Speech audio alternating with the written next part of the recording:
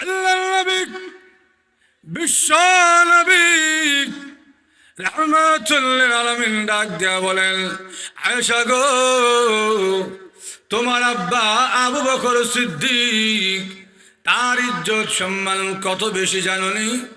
আমি বিশ্ব নবী রাহমাতুল লিল আলামিন যেদিন হিজরতের জন্য বের হয়ে যাব, আবু বকর সিদ্দিক রাদিয়াল্লাহু তাআলা ঘরের দরজায় গিয়া যখন কোরআন এনেছি, আবু বকর বাড়িতে আসেননি, চলেন হিজরতের জন্য বের হব। আমি বিশ্ব নবী তাকায়া দেখি, আমি ডাক দিতে দেরি হয়েছে, আবু বকর সিদ্দিক একেবারে প্রস্তুত হইয়া ঘর থেকে বের হতে দেরি করে নাই।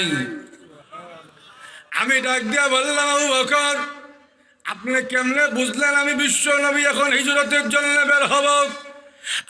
আপনাকে ডাক দিতে দেরি হয়েছে, আপনি দেখা যায় একেবারে প্রস্তুত হয়ে ঘর থেকে বের হয়েছেন, বোঝা যায় আমি আসার আগ থেকে আপনি তৈয়ার হয়ে রয়েছেন, প্রস্তুত হয়ে রয়েছেন। কেমনে বুঝলেন গো আমি যে এখন হিজরতের জন্য বের হব? আবু বকর সিদ্দিক আল্লাহ নবীকে ডাক দিয়ে বলেন, আগে নবীজি, আপনার মনে আছে কি 4 মাস আগে আপনি বিশ্ব নবী আমাকে বলেছিলেন, আবু বকর, মহান আল্লাহ রাব্বুল আলামিন যেই কোনো দিন হিজরতের নির্দেশ দিতে পারে, আপনি কিন্তু প্রস্তুত থাকবেন, আমার সঙ্গে আপনাকে বের হতে হবে। এখন ওই গত 4টা মাস ধরে আমি আবু বকর প্রত্যেক দিন আমি নিজেকে প্রস্তুত রেখেছি। আমার গোড়ার দিকে তাকায় দেখেন গো, আমি আমার গোড়াকে প্রতিদিন সামর গাছের পাতা খাওয়াইয়াছি। সামর গাছের পাতা খাওয়ালে গোড়া সহজে দুর্বল হয় না, গোড়া হৃষ্টপুষ্ট থাকে। গত 4টা মাসের প্রত্যেকটা দিন আমি আবু বকর প্রস্তুত থেকেছি।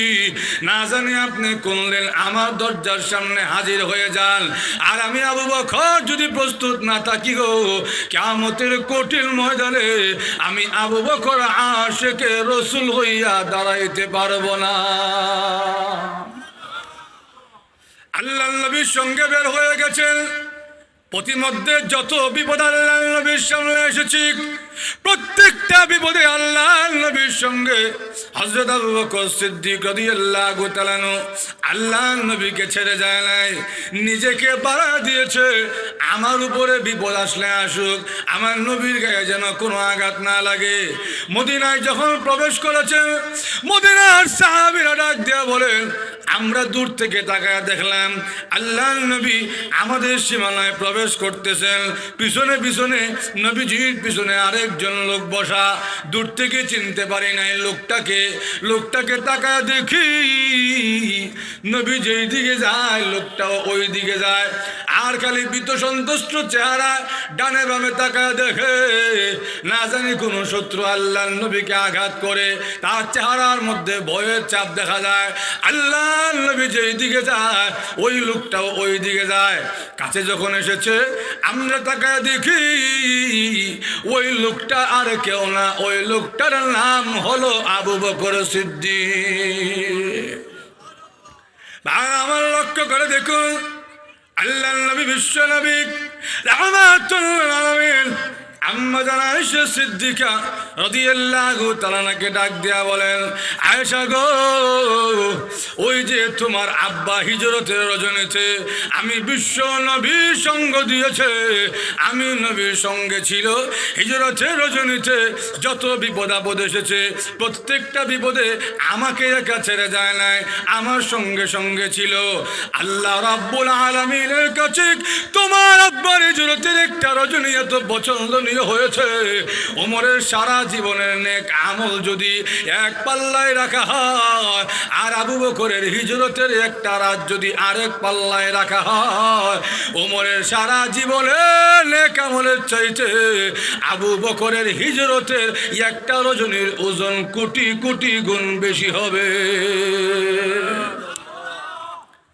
সেই আবু বকর সিদ্দিক রাদিয়াল্লাহু তাআলা ওনার এত ইজ্জত আর এত সম্মান, কিন্তু সরাসরি আবু বকর এই নামটা কোরআন শরীফের মধ্যে নেই।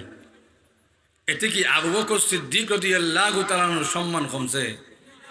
একটু জোরে এখন। নবীজির আরেকজন সাহাবী ওমর রাদিয়াল্লাহু তাআলা আনহু, ওনার কত ইজ্জত। উনি বলেন আমারটা আমি হু। বলে কি? ওমর রাদিয়াল্লাহু তাআলা আনহু বলেন ওয়া ফাকতু রাব্বি ফি সালাস, তিনটা জায়গায় এমন আছে যেখানে আমার রায়, আমার সিদ্ধান্ত, আমার মতামত আর আল্লাহর রায়, আল্লাহর সিদ্ধান্ত বরাবর হয়ে গেছে। আর একটু আস্তে কোন সুবহানাল্লাহ। এর মধ্যে একটা বলি, তখনও পর্দার বিধান নাজিল হয় নাই, ইসলামে পর্দা ফরজ না। ওমর রাদিয়াল্লাহু তাআলা আনহু নবীজির ঘরে ঢুকছে, ঢুকে দেখে রসুলের ঘরে যেমন ভালো ভালো মানুষ ঢুকে, সাহাবাই কেরাম ঢুকে, মুসলমানদের বান ধরে কিছু মুনাফিকও রসুলের ঘরে ঢুকে। একটু জোরে বল। এরা বান ধরছে মুসলমানের ভিতরে ভিতরে, আসলে একটা বাটফার নাম্বার 1। জোরে বলেন ঠিক না?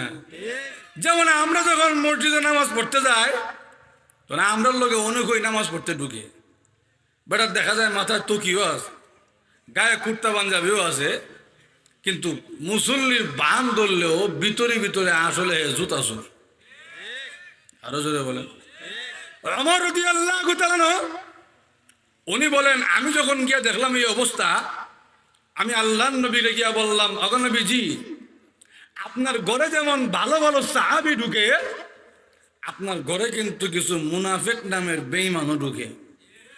সুতরাং আপনি আপনার ঘরের মেয়েদেরকে বলবেন তারা যেন পর পুরুষ ঘরে ঢুকলে পর্দার ভিতরে চলে যায়।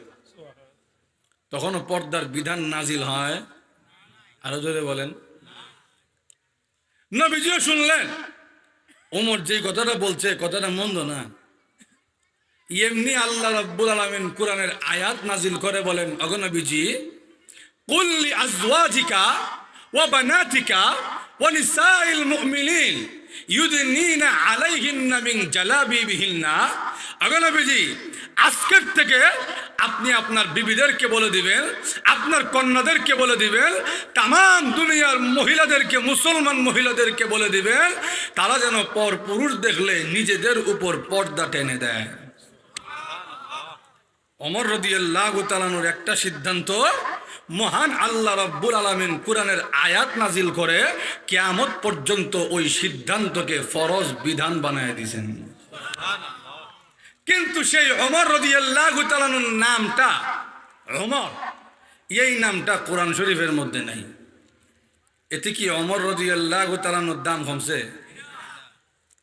আরো লক্ষ্য করেন, রসুলের আরেকজন সাহাবী ছিলেন, ওনার নাম হলো উবাই ইবনে কাব রাদিয়াল্লাহু তাআলা আনহু। ওনার টাইটেল কি?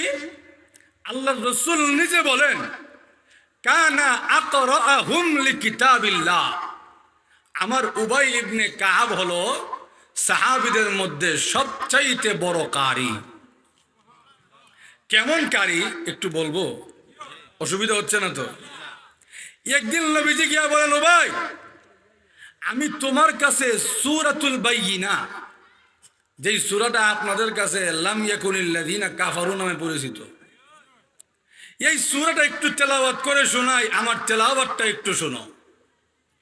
উবাই ইবনে কাব রাদিয়াল্লাহু তাআলা আনহু ভীত সন্ত্রস্ত হয়ে বলেন, ওগো নবীজি, যেই নবীকে কোরআন শিখাইছেন স্বয়ং আল্লাহ, যেই রসুলের উপর কোরআন নাজিল হয়েছে, ওই রসুলের তেলাওয়াত আমি শুনবো, এত বড় স্পর্ধা এখনো আমার হয় নাই। অক্ষমতা পেশ করলেন।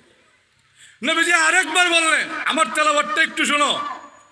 উনি আবারও অক্ষমতা পেশ করলেন, হুজুর বেয়াদবি মাফ করবেন, আমি কেমনে শুনি, আমারটা না আপনি শুনতেন।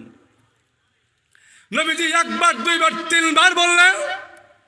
উবাই ইবনে কাব রাদিয়াল্লাহু তাআলা আনহু তিনবারই অক্ষমতা পেশ করলেন, হুজুর আমার পক্ষে সম্ভব না। আল্লাহর নবী, বিশ্ব নবী রাহমাতুল লিল আলামিন ডাক দিয়া বলেন, উবাই ইবনে কাব রে, এমনি এমনি আমি তোমার কাছে তেলাওয়াত শোনাতে আসি নাই। ইন্নাল্লাহা ক্বাদ আমারানি আন আকরা আলাইকাল কুরআন।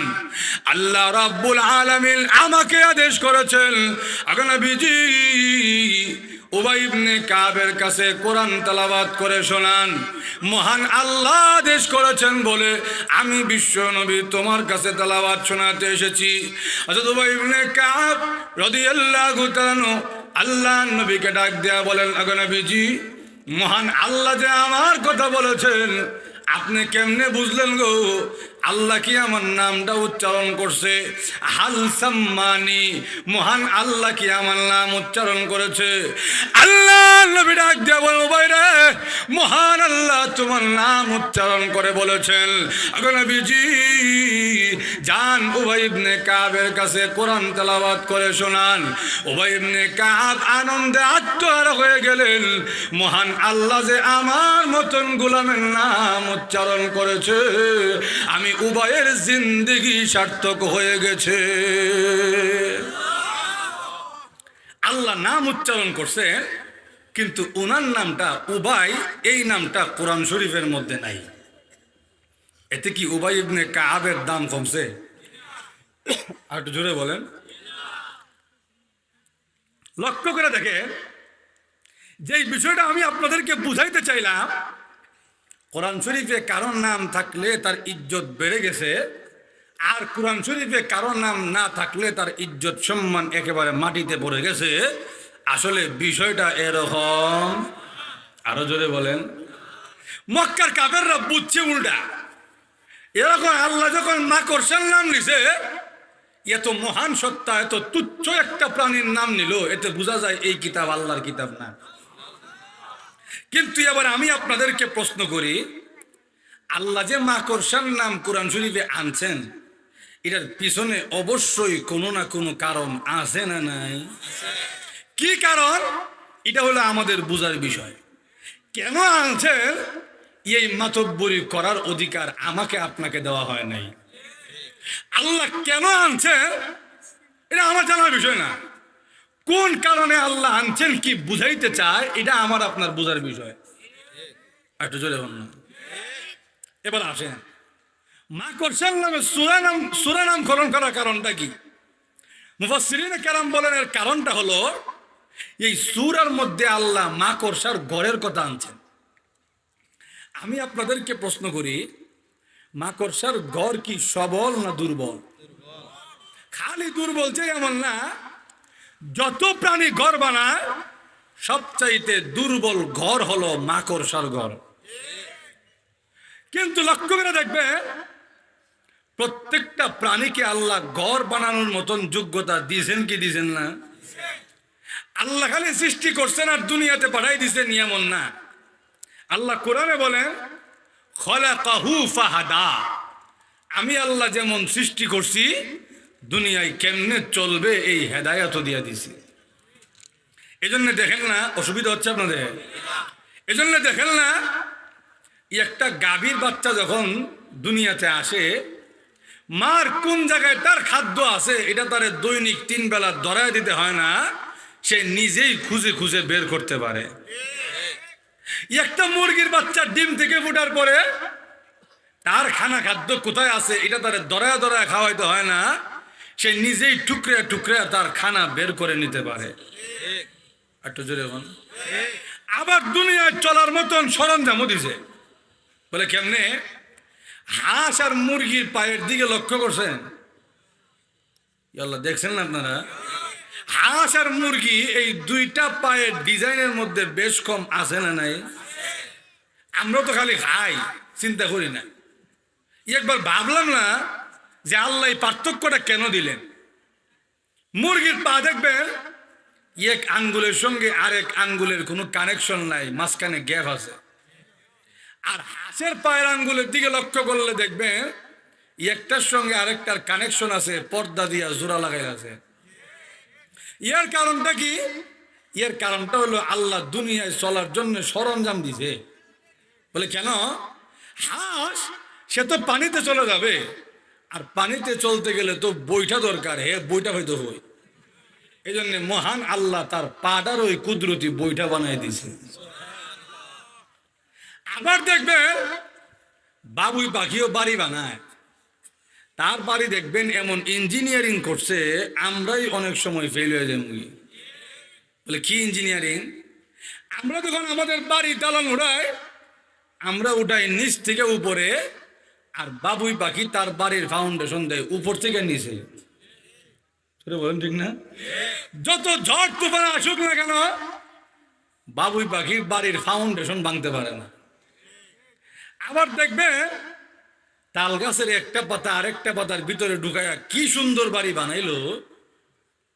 তার বাড়িটা হইলো 2 রুম বিশিষ্ট, মাঝখানে দেখবেন পার্টিশন দিয়ে একটা গম্বুজের মতন দেখা যায়। এটা হইলো তার বউলে থাকার আলাদা বেডরুম। আর বাহিরে দেখবেন আরেকটা খোলা বারান্দার মতো করে রাখছে। এটা হইলো ভিতরে গরম লাগলে এখানে বাহিরে বৈশা বাহিরের মুক্ত বাতাস খায়। আবার সে তার ঘরের ভিতরে বিদ্যুতের ব্যবস্থাও করছে। এটা আমাদের মতন পল্লী বিদ্যুৎ না, যে ঘন্টার পর ঘন্টা নাই, খবরও নাই। এটাকে বলা হয় প্রাকৃতিক বিদ্যুৎ। প্রাকৃতিক বিদ্যুৎ চিনেন আপনারা? বলে কোনটা? আমাদের সমাজে এক ধরনের পোকা পাওয়া যায়, এটাকে বলে জোনাকি পোক। আপনাদের কটালপুরে কি করে জানি না, জোনাকি পোক চিনেন তো? বাবুই পাখি করে কি, সে তার ছোট্ট ঠোঁট দিয়ে একটুখানি কাদামাটি তার ঘরের ভিতরে এনে রাখে, আর একটা বাঁশ জার থেকে একটা জোনাকি পোক ধরে আনে। জোনাকি পোকের ডিজাইনটা দেখবেন, বাল্বটা হইলো পিছে আর সুইচটা হইলো মুখে। এইটা মুখ থেকে নিভাই জ্বালায়। বাবুই পাখি ওই জোনাকি পোকটা ধরে এনে কাদামাটির ভিতরে মুখটা ঢুকায় দেয়। এখন সুইচ যে অন হয়েছে, বাতি আর নিভাইতে পারে না। বাবুই পাখি তাকায়, দেখো আমার ঘরের ভিতরে প্রাকৃতিক বিদ্যুতের ব্যবস্থা করলাম। জোরে বলেন ঠিক না? এই বুদ্ধি, এই মেধা, এই সরঞ্জাম তাকে কে দান করলো?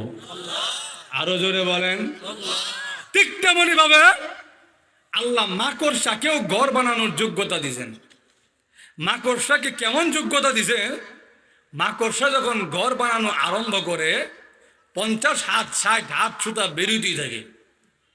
খাটলে দেখবেন 1 ইঞ্চি সুতাও নেই। জোরে বলেন ঠিক না?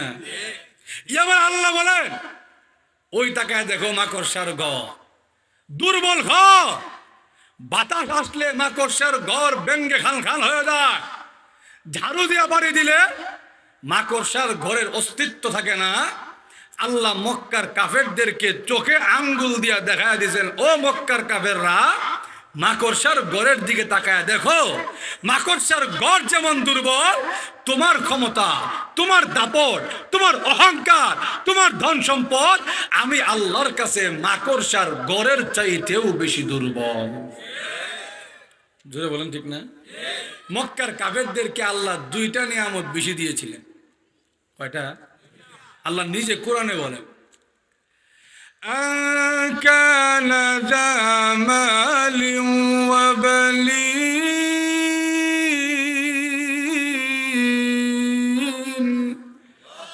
আল্লাহ বলেন তারে আমি আল্লাহ 2টা নিয়ামত দিয়েছিলাম। 1 নম্বরে হলো দুমাল, ধন সম্পদ বেশি। আরেকটা হলো ওয়া বানিন, ছেলে সন্তান ভাতিজা বেশি। এটার বর্তমান বাংলা হলো লাঠিয়াল বাহিনী বেশি। জোরে বলেন ঠিক না? যার যত বেশি ছেলে সন্তান বেশি, মানুষ কয় দেখে লাঠিও তো বেশি। আরো জোরে বলেন। এই 2টা নিয়ামত পাইয়া মক্কার কাফেররা নবীজির দুর্বল সাহাবীদেরকে মানুষ মনে করত না। মনে করতো এরা দুর্বল, এগুলা অসহায়, এগুলা কি ইসলাম কায়েম করবে? একটা ঘুষি দিলে আরেকটা ঘুষি দেওয়ার জায়গা নাই, একটা আঘাত করলে আরেকটা আঘাত করার জায়গা নাই। এগুলো সব আমাদের গোলাম, আমাদেরটা খায়, আমাদেরটা পরে। এরা কি ইসলাম কায়েম করবে? এভাবে অহংকার যখন আরম্ভ করেছে, আল্লাহ মাকড়সার নামে সূরা নাজিল করে দেখায়া দিয়েছেন, তোমার ধন সম্পদ আমার কাছে মাকড়সার ঘরের চাইতেও বেশি দুর্বল। জোরে বলেন ঠিক না? নবীজির সাহাবী বিলাল রাদিয়াল্লাহু তাআলা, উনি দেখতে কালো ছিলেন, ধন সম্পদ নাই। আরেকজনের গোলাম উমাইয়া ইবনে খালফে, বাড়িও এই দেশে না, এক দেশ থেকে আরেক দেশে আসলে আমাদের ব্রাহ্মণবাড়িয়ার ভাষায় তারা বাদাইম্মা ডাকে। আপনাদের সিলেটে অনেক জায়গায় বৈতল ডাকে। বলেন ঠিক না? বিলাল রাদিয়াল্লাহু তাআলা আসছেন আরেক দেশ থেকে, দেখতে সুন্দর না, আবার আরেকজনের গোলাম, ধন সম্পদ নাই, বাপ দাদার পরিচয়ও নাই। এই লোকটা যখন কালিমা পড়ে মুসলমান হয়েছে, ওনার মালিক উমাইয়া ইবনে খলফ কয়, আজকে হের একদিন কি আমার একদিন, আমারটা খায় আমারটা পড়ে, আর আমার খোদা লাত এবং উজ্জার বিরুদ্ধে হয়, আজকে এর খবর আছে। বুখারী শরীফের মধ্যে আসছে, ওনার গলার মধ্যে বেড়ি পড়াইয়া ওনাকে টেনে হেঁচড়ে মরুভূমির বালুতে নিয়ে গেছে। ওই বালু এত গরম ছিল, যদি কোনো গোশতের টুকরা রেখে দেওয়া হতো সঙ্গে সঙ্গে তা সিদ্ধ হয়ে যেত। এমন গরম বালুতে ওনাকে শুয়ে রেখে ওনার বুকের উপরে ভারী পাথর বসায়া দিয়া ওনাকে চাবুক দিয়া মারে, আর উনি চিৎকার করে করে বলেন, আহাদ আহাদ, আমার আল্লাহ এক, আমাকে যত জোরে মারবে আমি আমার আল্লাহর একত্ববাদের সাক্ষী তত বেশি জোরে দেব। আবু বকর সিদ্দিক রাদিয়াল্লাহু তাআলা উনি পাশে দিয়া যায়, আর ডেকে বলে, বিলাল, তোমাকে যে এত জোরে জোরে মারে আমি তো কোনো সাহায্য করতে পারি না, কিন্তু তোমার একটা পরামর্শ দেই। বলে, কি পরামর্শ? আমাদের আল্লাহ তো এমন আল্লাহ, আল্লাহকে জোরে ডাকলে যেমন শুনে, আস্তে ডাকলেও মহান আল্লাহ শুনেন কি শুনেন না? আরো জোরে বলেন। আল্লাহর নবীর সাহাবীরা আল্লাহর নবীর কাছে বলে, লাগো নবীজি, মহান আল্লাহ কি আমাদের কাছে না দূরে? যদি কাছে হয় ফানুনাজি, আল্লাহকে আমরা আস্তে আস্তে ডাকবো, আর যদি দূরে হয় তাহলে এমন জোরে জোরে আল্লাহকে ডাকবো তামাম মক্কাবাসীকে মহান আল্লাহর নাম শোনায়া দিব। আল্লাহ রাব্বুল আলামিন আল্লাহর নবীর উপরে কোরআনের আয়াত নাজিল করে জানায়া দিয়েছেন, আগো নবীজি, আমার বান্দারা আমার সম্পর্কে জিজ্ঞাসা করে, আপনি তাদেরকে জানায়া দেন, আমি মহান আল্লাহ আমার বান্দা থেকে দূরে না, আমি মহান আল্লাহ আমার বান্দার খুব নিকটে আছি।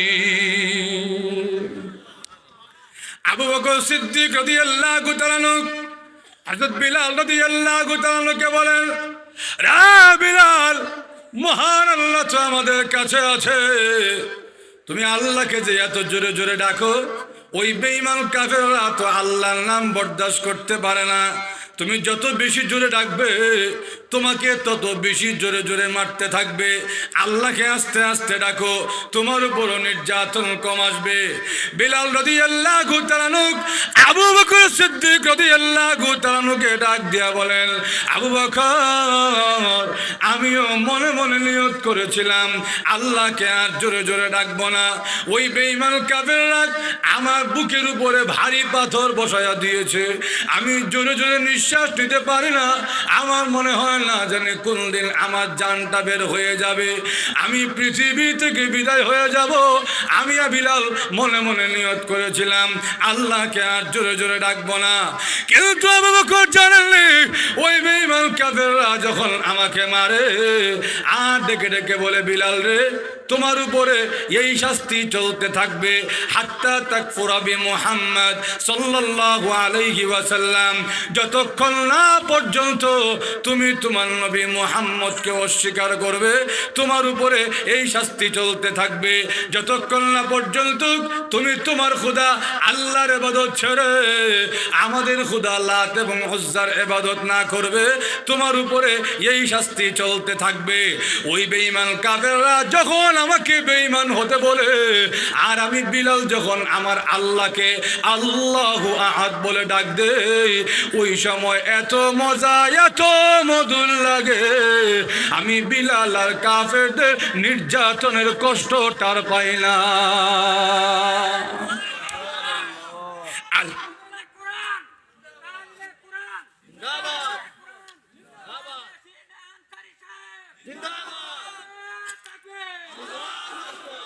আল্লাহ নবী বলেন, বিলাল, তোমাকে এরা কোনো দাম দেয় না, কোনো ইজ্জত দেয় না, কিন্তু আল্লাহ রাব্বুল আলামিনের কাছে তোমার কত ইজ্জত আর কত সম্মান জানোনি? আমি বিশ্ব নবী রাহমাতুল লিল আলামিন দেখে এসেছি তোমার কত ইজ্জত, কত সম্মান। বিলাল, মেরাজের রজনীতে আমি যখন জান্নাত ভ্রমণ করতে গেলাম, এমনি তাকায় দেখি জান্নাতের ভিতরে কার যেন পায়ের জুতার আওয়াজ শোনা যায়। জিবরাইলকে ডাক দিয়ে বললাম, ও জিবরাইল, আপনারা বলেছিলেন মহান আল্লাহ আমাকে সর্বপ্রথম জান্নাতে দিবেন। আপনারা বলেছিলেন ইন্নাল জান্নাতা লা ইয়াদখুলুহা ক্বাবলা মুহাম্মাদিন আহাদুন, আল্লাহর নবীর আগে জান্নাতে কেউ প্রবেশ করতে পারবে না, আল্লাহর নবীর আগে কেউ প্রবেশ করবে না। কিন্তু এখন তো দেখা যাক আমার আগে কে যেন জান্নাতের ভিতরে পায়চারি করে পায়ের জুতার আওয়াজ শোনা যায়। মনে তো হয় আমার আগে কেউ বুঝি জান্নাতে চলে গিয়েছে। জিবরাইল আলাইহিস সালাম আল্লাহর নবীকে ডাক দিয়া বলেন, আগে নবীজি, জান্নাতে মহান আল্লাহ আপনার আগে কাউকে দিবে না, দিতে পারে না। কিন্তু জান্নাতের ভিতরে যে পায়ের জুতার আওয়াজ শোনা যায়, এই জুতার আওয়াজ কার জানেননি? এই জুতার আওয়াজ হলো আপনার কালো সাহাবী বিলালের।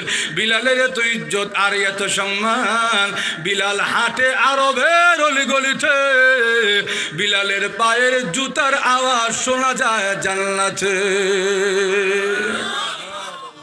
শুধু তাই না, আল্লাহর নবী বলেন, বিলাল, তোমাকে এরা সম্পদ দেখে দাম দেখ, তোমার কোনো ধন সম্পদ নাই, তোমার কোনো বংশ পরিচয় নাই, তুমি দেখতেও সুন্দর না, আরেকজনের গোলাম, এই জন্য তোমার এরা কোনো দামি মানুষ মনে করে না, কোনো ইজ্জত দিতে চায় না, কোনো সম্মান দিতে চায় না। কিন্তু আল্লাহর কাছে তোমার কত ইজ্জত আর কত সম্মান।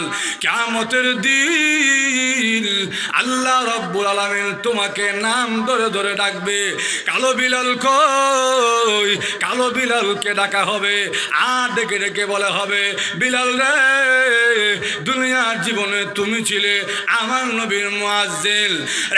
বিলাল, দুনিয়ার জীবনে তুমি যখন আল্লাহু আকবার বলে ডাক দিতে, আমার নবীর আমার সঙ্গে সরাসরি কানেকশন হয়ে যেত। তুমি যখন আল্লাহু আকবার বলে ডাক দিয়েছ, আমার নবীর চেহারা মুবারক পাল্টে গেছে। নামাজের সময় যখন হয়েছে, আমার নবী খালি তুমি বিলালকে খুঁজতো।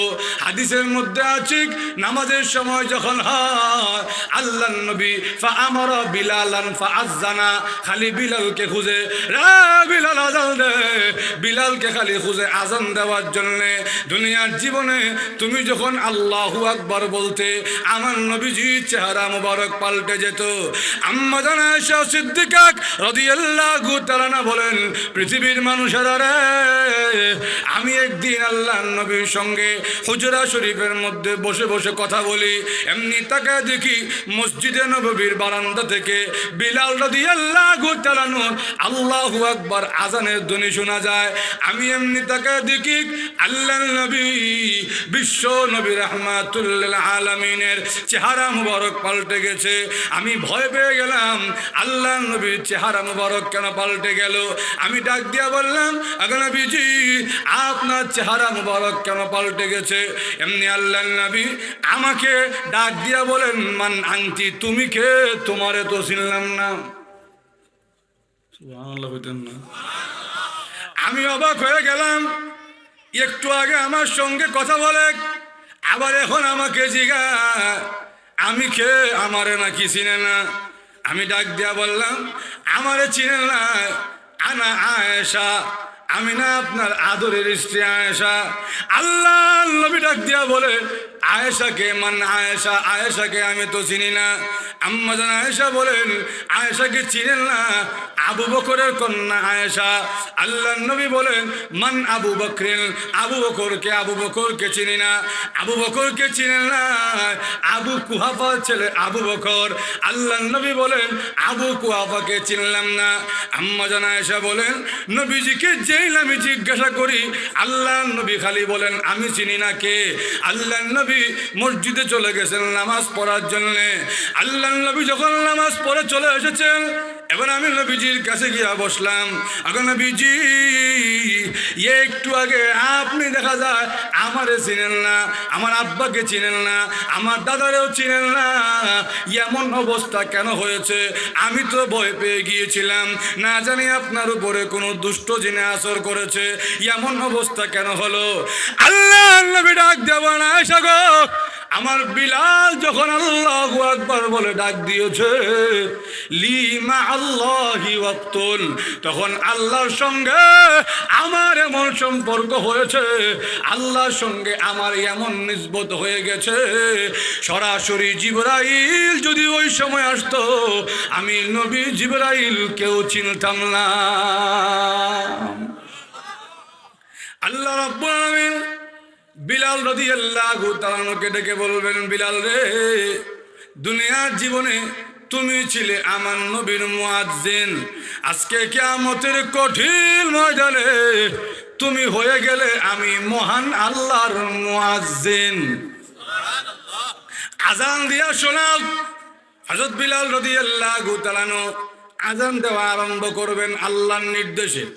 যেই মাত্র বলবে আশহাদু আল্লা ইলাহা ইল্লাল্লাহ, সাক্ষ্য দিলাম আল্লাহ ছাড়া আর কোনো ইলা নাই, যেই মাত্র এমনি দেখা দেখবে, যেই মাত্র এই কথা বলবে, এমনি তাকা দেখে ওই যুগের আবু জাহেল, আবু লাহাব, উতবা, শাইবা, ওয়ালিদ ইবনে মুগিরা, উমাইয়া ইবনে খালফ, যারা তাকে অত্যাচার করত, এরা সবাই এক বাক্যে ডেকে বলে, রে বিলাল সাদাকতা ইয়া বিলাল, রে বিলাল তুই যে কালিমা সাক্ষ্য দিয়েছিস ওই কালিমা সত্য কালিমা, কোনো সন্দেহ নাই।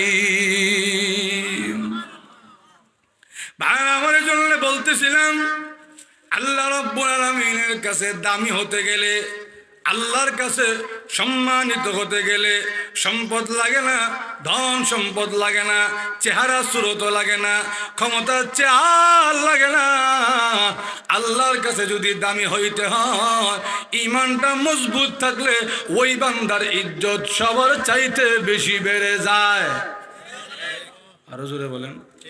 মক্কার কাফেরদেরকে আল্লাহ নবী যখন কালিমার দাওয়াত দিতেন, ওই মক্কার কাফেরেরা আল্লাহ নবীকে আঙ্গুল দেখায়া দেখায়া বলেন, ও মুহাম্মদ, যদি আমাদেরকে তোমার দলে নিতে হয়, যদি আমাদেরকে তোমার দলবদ্ধ করতে হয়, তোমার দলের অন্তর্ভুক্ত করতে হয়, তাহলে তোমার পাশে যে গরিব সাহাবীরা বসে এদেরকে আগে তারাও, এরপরে চিন্তা ভাবনা করে দেখবো।